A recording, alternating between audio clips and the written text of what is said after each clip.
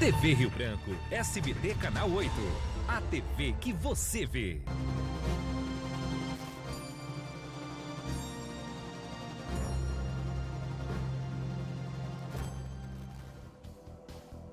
Bom dia, amigos da TV Rio Branco. Está no ar o RB Notícias, primeira edição aqui na sua TV Rio Branco, canal 8.1 SBT, Sistema Brasileiro de Televisão, nesta manhã, final de manhã de quinta-feira, 26 de março de 2020. O programa de hoje tem como convidado especial o Dr. Alan Arial.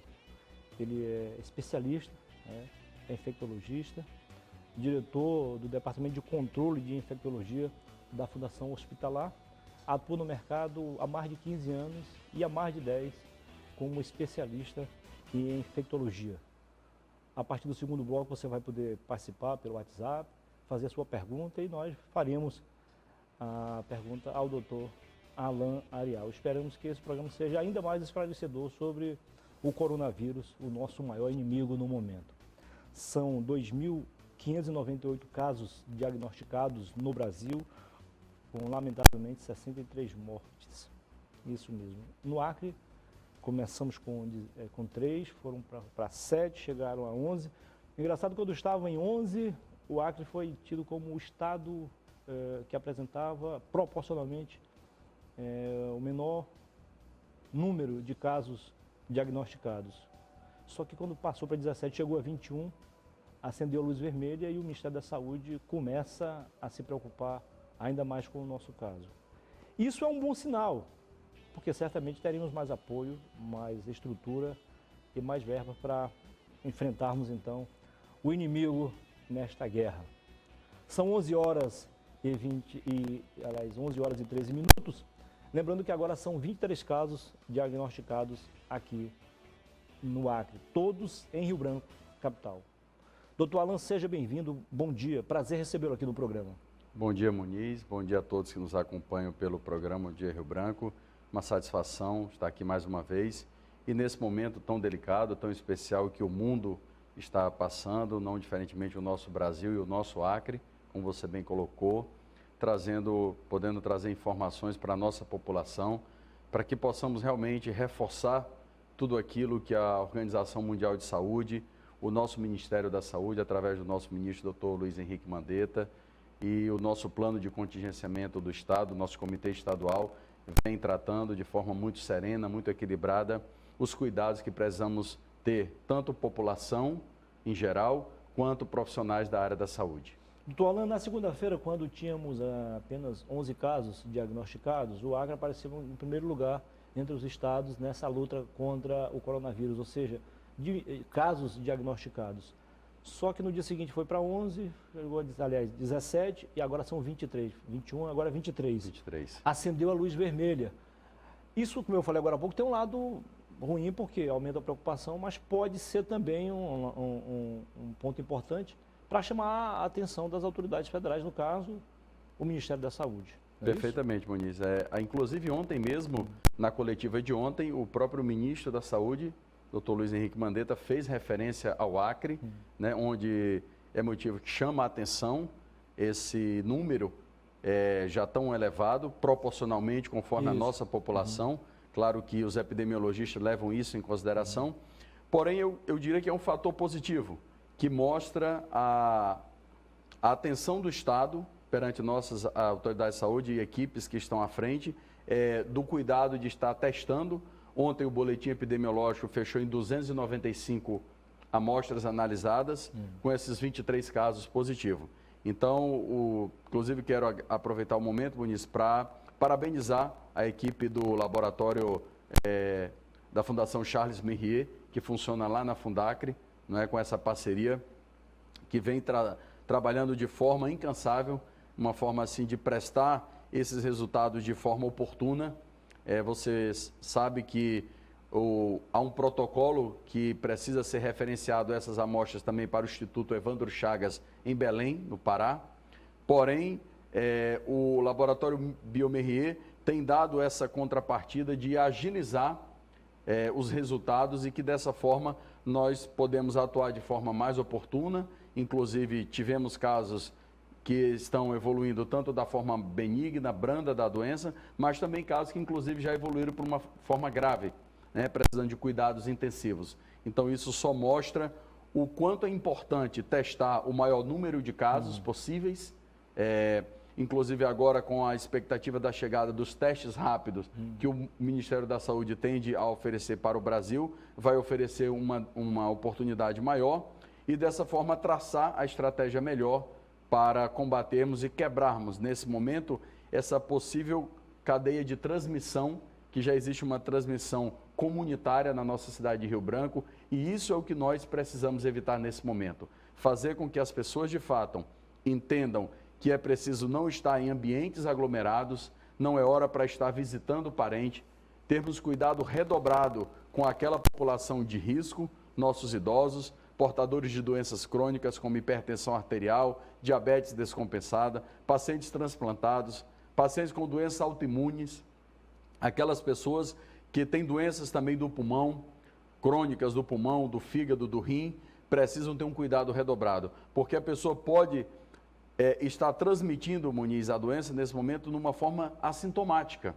Então, Entendi. Isso é a importância e é por isso que tantos enfatizamos a questão da quarentena, a questão de evitarmos estar em ambiente aglomerado, manter uma distância mínima de 1,5 metro a 2 metros entre as pessoas naqueles serviços essenciais nesse momento que estão sendo considerados, como é assistência à saúde, farmacêutica, a questão dos alimentos, né? Os mercados, as pessoas precisam se alimentar, a imprensa que não pode parar, porque é uma ferramenta importantíssima nesse momento de informação, de evitarmos as fake news. Então, daí a importância, parabenizo aqui você, a imprensa como toda, a TV Rio Branco, por essa iniciativa e de ter esse cuidado de passar informação realmente baseada em critérios científicos e que nós não possamos também causar nenhum alarde, mas nenhum pânico desnecessário, mas é preciso sim que a população tenha essa consciência nesse momento de que é preciso evitar ambientes aglomerados e cumprir a quarentena domiciliar,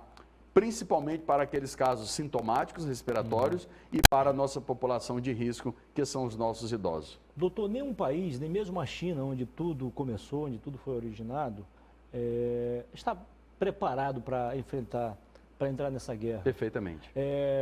A Itália é um exemplo disso, né? A própria Espanha. Bom, os Estados Unidos começam a enfrentar também. Bom, nesse primeiro momento, o mais importante seria nós termos em todos os estados, aqui não é diferente, mais condições para realizar o maior número de testes possíveis e termos à disposição o maior número de ventiladores eletrônicos, que vocês chamam mais de respiradores pulmonares. Perfeitamente. Não é isso? É isso. Porque, assim, Muniz, a doença ela pode evoluir da forma benigna, leve, como um simples resfriado em algumas pessoas que têm um bom sistema imunológico, como também pode evoluir para uma situação mais avançada, como uma tosse, uma febre alta e falta de ar, com o desconforto respiratório. Esse desconforto respiratório, ele pode evoluir para uma insuficiência respiratória. Quando chega a esse critério de insuficiência respiratória, automaticamente esse paciente já entra no critério de necessidade do uso do respirador artificial. Sem esse respirador, nesse caso aí... Ele vai a óbito. Entendi. Infelizmente, ele morre por falência respiratória. Então, nós precisamos realmente ter o número maior possível de respiradores que possamos adquirir. Está sendo montado já pela Secretaria Estadual, na verticalização do pronto-socorro, a UTI da Covid-19, como nós batizamos, para oferecer exclusivamente para aquelas pessoas que possam vir a necessitar desses respiradores. Isso no PS? No pronto-socorro, perfeitamente. Então, o atendimento primeiro lá na UPA, na UPA do segundo distrito, que transformou-se no Hospital Sentinela, para uma primeira avaliação, e lá é traçado a classificação se esse paciente pode ir para casa com sintomas leves, e aí ele deve sim permanecer em casa. É importante que as pessoas também se atentem para isso. O que são sintomas leves? Febre baixa, ou apenas um desconforto, um mal-estar geral no corpo, como uma gripe. Você deve ficar em casa em observação, inclusive procurando a unidade básica de saúde. Se esses sintomas eles começam a se agravar, a febre passa a ficar mais alta, a tosse se intensifica e há algum sinal de desconforto respiratório, falta de ar, fôlego curto, imediatamente essa pessoa deve procurar a UPA, onde está 24 horas aberta em funcionamento, a UPA do 2º Distrito, para casos de Covid-19, do novo coronavírus. E de lá, se houver necessidade de internação e encaminhamento para a unidade de terapia intensiva, esse paciente será encaminhado devidamente para o pronto-socorro de Rio Branco. Então, não vá primeiro no pronto-socorro? Não, no primeiro momento não. Como é que está sendo na prática esse trabalho, doutor? Está dentro da expectativa de vocês? Assim, é normal que tudo é muito novo, até mesmo para nós profissionais da área de saúde. Até pouco mais de 90 dias atrás não se falava na Covid-19, não se conhecia a Covid-19. Nós sabemos, claro, que o coronavírus já existe em nosso meio, já é causador de outras doenças respiratórias. Em 2002 e em 2013 causou algumas epidemias, como foi a síndrome respiratória aguda grave e a MERS, a síndrome do Oriente Médio, que ficou restrita lá nos países do Oriente. Porém, agora veio com essa capacidade de pandemia, né? Já são mais de 400 mil casos no mundo. Até então, o boletim da OMS de ontem, os números de óbitos já chegavam quase a 20 mil, como você bem colocou. No nosso Brasil, o número também de óbito, infelizmente, vem crescendo.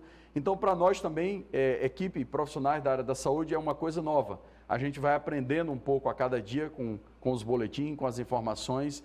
Temos tentado tranquilizar os demais colegas que não são da área direta da infectologia e que também não lidavam diretamente com esse público-alvo, capacitando a equipe médica, de enfermagem, técnicos, fisioterapeutas. Estamos fazendo um verdadeiro mutirão, digamos assim, de treinamentos, reforçando as equipes do pronto-socorro, do ERB, da Fundacre, da UPA do 2º Distrito, também em alguns casos no interior, já estivemos em alguns municípios no interior do estado.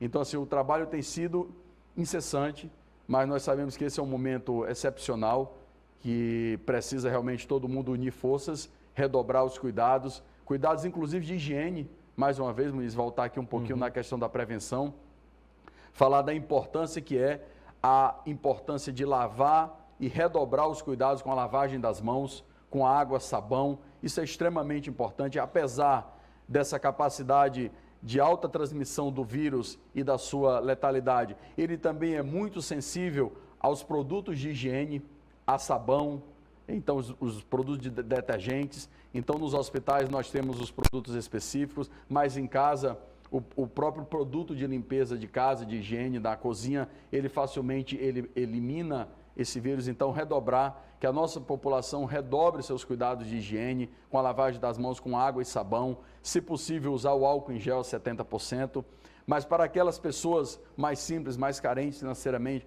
que não podem usar o álcool em gel, que não têm condições de adquirir, que possam estar redobrando com a questão com a lavagem das mãos com água e sabão. Isso é extremamente importante, porque isso você quebra essa capacidade de transmitir para uma outra pessoa com a sua mão higienizada, e redobrar também a questão da etiqueta respiratória. Então, rapidinho, tanto faz sabão líquido, em pó? Perfeitamente, sabão em barra. Perfeitamente. Faz. Qualquer um desses produtos de higiene, não precisa ser em líquido, né? Como as pessoas também, você viu que a própria Anvisa agora voltou a liberar a produção do álcool em líquido, né? Porque estava proibido, pela questão perigoso, mas nesse momento... mais perigoso, a questão até mesmo do consumo, queimaduras, né? Muitas crianças se queimavam pela questão da volatilidade do álcool em líquido. Mas está liberado, porque nós vivemos um momento único no mundo. Então, algumas coisas precisam ser repensadas. Então, nesse momento, a higiene, acima de tudo, com a questão também do cuidado com a etiqueta respiratória. Evitar levar a mão à boca ao tossir e espirrar. Se você se distraiu e fez isso, lavar as mãos imediatamente após a tossir e espirrar. O ideal é usar um lenço, né? E se usou o lenço, descartar esse lenço adequadamente na lixeira. Eu quero absorver tudo aqui. Perfeitamente. E depois de descartar o lenço, mais uma vez lavar as mãos novamente. Então é preciso enfatizar, nós precisamos lavar as mãos várias vezes ao dia, o maior número de vezes possível. De uma coisa é certa, quando tudo isso passar, a população vai ficar mais limpa e muito mais Com atenciosa, certeza. né? Eu acho que isso serve, inclusive, Muniz, para a equipe de saúde como um todo. Para nós termos esse cuidado redobrado de estar sempre trocando o jaleco a cada dia. Né? O jaleco é um equipamento de proteção individual, é um EPI, como nós chamamos, assim como as luvas, os gorros, as máscaras de proteção. Então, tudo isso usado de maneira adequada, sem abuso, claro, porque nós sabemos que nesse momento já há uma escassez no mundo sobre a questão de máscaras, de luvas.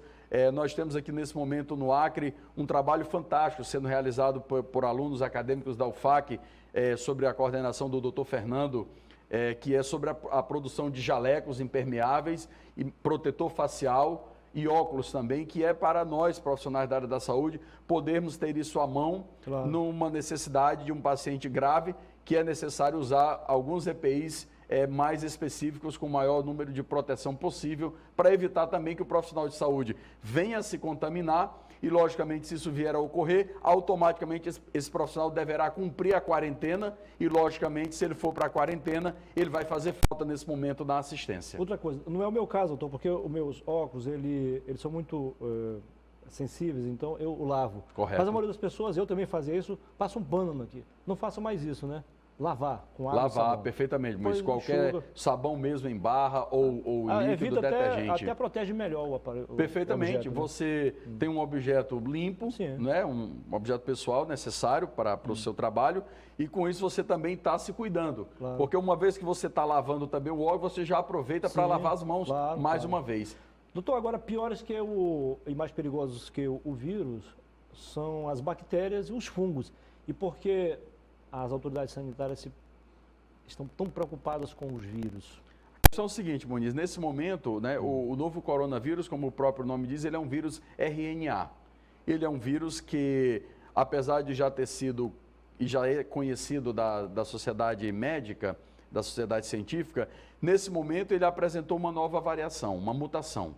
Então, com essa nova nomenclatura do novo coronavírus ou Covid-19, apresentou essa capacidade de facilmente evoluir para um quadro de insuficiência respiratória aguda grave. Não é à toa que, na verdade, a nomenclatura é SARS-CoV 2019, né? Então, essa síndrome respiratória aguda, ela leva facilmente uma pessoa que já tem uma predisposição para problemas respiratórios, pessoas com asma, com doença pulmonar obstrutiva crônica, o próprio idoso que já tem uma função respiratória mais debilitada, ele desenvolve facilmente esse quadro de insuficiência respiratória, o que obrigatoriamente, como nós já dissemos, leva o paciente a necessitar de um ventilador, um respirador artificial, e nós sabemos da escassez desses respiradores hoje do Brasil e do mundo, não diferente no nosso estado do Acre, e com isso nós podemos chegar a trabalhar, e queremos muito que não seja esse o nosso cenário, mas corremos o risco de trabalhar numa situação de estresse total, de colapso do sistema de saúde, que é isso que nós estamos tentando fazer o máximo para evitarmos. Entendi. O que aconteceu com a Itália, infelizmente, talvez subestimaram a capacidade de letalidade desse vírus, e é o que está acontecendo, inclusive, na Espanha nesse momento. E a luz vermelha também acendeu para os Estados Unidos, que a OMS hoje acredita que talvez seja o novo epicentro da Covid-19.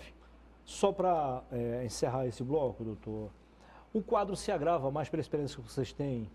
O quadro se agrava mais pela a baixa imunidade da pessoa ou pela capacidade, a incapacidade de reação em alguns organismos?